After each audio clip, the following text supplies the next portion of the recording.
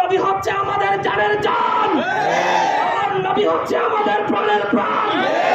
আমার নবীর দিকে কোনো মালউন যদি রক্ত চক্ষু দিয়ে তাকায়, মুসলমানেরা সেই চোখগুলো উপড়ে ফেলে দিবে।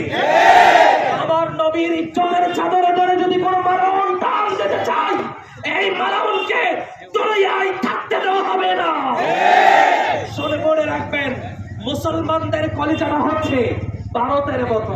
ভারতের মধ্যে টাচ করলে যেমন আগুন জ্বলে যায়, আমার রাসূল পাকের ইজ্জতের সম্মানের চাদরে ধরে যখন কোন নাস্তিক মালউন কথা বলতে চাই, প্রত্যেকটা মুসলমানদের কলিজায় এরকম আগুন ধরে যায়।